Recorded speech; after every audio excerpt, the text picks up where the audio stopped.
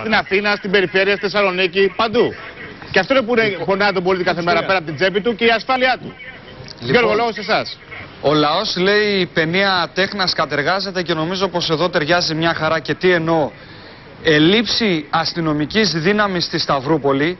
Αυτοί οι άνθρωποι που είναι μερικοί από τους αγανακτισμένους κατοίκους της περιοχής, μια πρωτοβουλία του Δημάρχου του κυρίου Σερασίδη που έχουμε μαζί μας, τι κάνουν?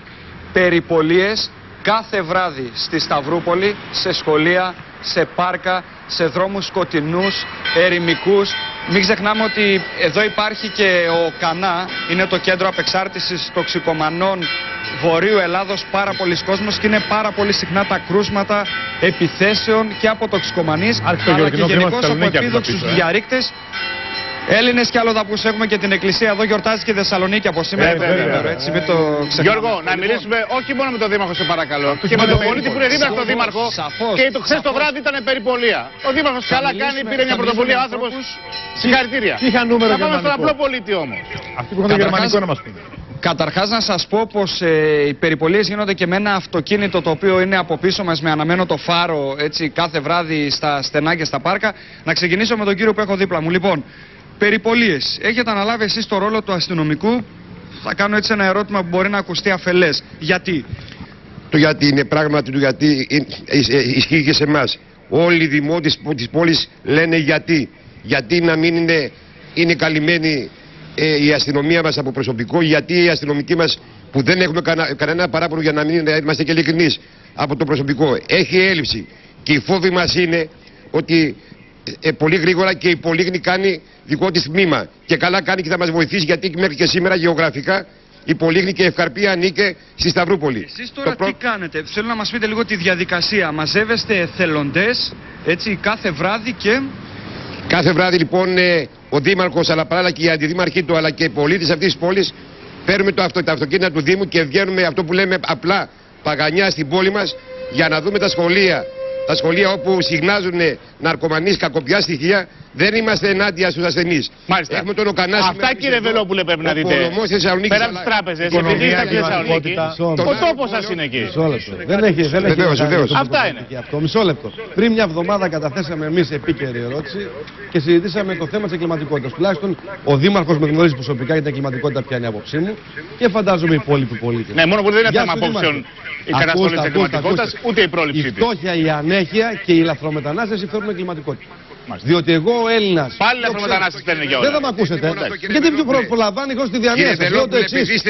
Κύριε Βελόπουλε, επειδή είστε βουλευτής Θεσσαλονίκης, όλοι οι βουλευτές Θεσσαλονίκης γνωρίζουν το πρόβλημα ότι η Σταυρούπολη είναι ο Δήμος που έχει όλο το βάρος με σε χέρι τον Οκανά. Πρέπει να πάρετε κι εσείς τις αποφάσεις βουλευτές της Θεσσαλονίκης. Όλοι οι βουλευτές της Θεσσαλονίκης, κύριε Βελόπουλε, έχουμε χοντρό πρόβλημα στη Θεσσαλονίκη. Οι ληστείες, οι κλοπές στις τσάντες, τα παιδιά μας. Φοβούνται οι γονείς όταν φεύγουν από τα φροντιστήρια και να πάρουν στο σπίτι. Πάρτε τα χέρια, κύριε Βελόπουλε, όλοι οι βουλευτές της Θεσσαλονίκης. Έχουμε χοντρό πρόβλημα. Ακούστε λίγο και ξέρετε πολύ καλύτερα ότι 16 ολόκληρα χρόνια στη δημοσιογραφία το μείζον θέμα για μένα ήταν και η εγκληματικότητα. Λέω το εξής όμως. Εγώ είπα, ο Έλληνας που θα πεινάσει, που θα έχει χρήμα και το παιδί έχει πρόβλημα, θα παρακλέψει. Δεν θα κλέψει για να επιβιώσει οικονομικά. Αυτό λέω. Άρα λοιπόν η εγκληματικότητα έχει να κάνει με τη φτώχεια, την ένδια και τη λαθρομετανάστευση. Γιατί η λαθρομετανάστευση είναι μια παράνομη διαδικασία. Όταν λάθραζε κάποιος, λάθρα επιβιώνει, κύριε Χαριτάτη. Αυτό είπα. Άρα λοιπόν. Δεν φταίνε για όλα τα λαθρομετανάστες, κύριε. Πάλι δεν καταλάβατε τι είπα. Όταν στα 100 κρούσματα ληστείων διαρρήξεων στις συλλήψεις τους το 70% είναι μεταπή, γιατί εγώ να κοιτάω συνέχεια τους λαθρομετανάστες? Βολεύει αυτή η σκέψη. Βολεύει εσάς, βολεύει τον κύριο Τινόπουλο, βολεύει πριν από κάποια χρόνια την κυρία Αποστολάκη. Βολική κατάσταση αυτή. Θα με αφήσετε μια φορά να ολοκληρώσω την εκπομπή σας, τότε μπορούμε να συζητάμε. Οι μισοί φυλακισμένοι σε ελληνικές φυλακές. Σας άφησα να μιλήσετε για αυτό. Λέω, οι μισοί φυλακισμένοι σε ελληνικές φυλακές είναι αλλοδαποί. Πρώτον, έχουμε 10% αλλοδαπούς. Όταν οι μισοί είναι αλλοδαποί, αυτό σημαίνει το ποσοστό συμμετοχής στην εγκληματικότητα είναι τεράστιο των ξένων και όχι των Ελλήνων. Για να μην κοροϊδεύουμε τον ελληνικό λαό. Είναι πιο κακοί άνθρωποι, ξέρετε, κύριε Βελόπουλε. Είναι φτωχοί. Είναι οι συνθήκες που διαβίουν. Δεν καταλάβατε, κύριε Βελόπουλε. Δεν πάτε στο ρατσισμό. Όχι, δεν το πάω. Σας λέω. Δεν σας το αποδίδω, κύριε Βελόπουλε. Σας λέω ότι ακριβώς ισχύει. Σας επαναλαμβάνω ότι όταν είσαι φτωχός και πεινάς, θα κλέψεις. Αυτό σας λέω. Αν δεν το καταλαβαίνετε, δεν έχω πρόβλημα. Εγώ όμως το φοβάμαι αυτό που λέτε.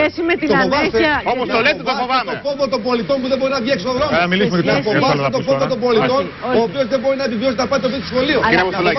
Εγώ θέλω να πω κάτι. Ο κ. Δινόπουλος χαμογελάει γιατί ξεφύγαμε από τα θέματα που έχουν να κάνουν με την κυβέρνηση άμεσα τουλάχιστον. Γιώργο, μισό λεπτό, ερχόμαστε. Θέλω να σας πω κάτι. Δεν κάνουν φιλετικές διακρίσεις εδώ οι άνθρωποι. Όχι, Γιώργο. Δεν κάνετε φιλετικές διακρίσεις. Κύριε Χαριτάτο, να πούμε κάτι, με συγχωρείτε. Βεβαίως. Εμείς καταρχήν να δηλώσουμε για να μην θεωρηθούμε ότι είμαστε και ρατσιστές.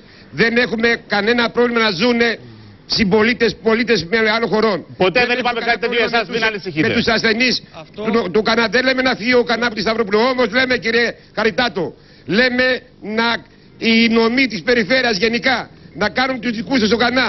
Έχετε δίκιο. Ο κάθε νομός να παίρνει τους δικούς τους ασθενείς. Έχετε δίκιο για το Κανά, είναι άλλη ιστορία. Σας παρακαλώ. Κύριε Αποστολάκη, κύριε Δινόπουλε.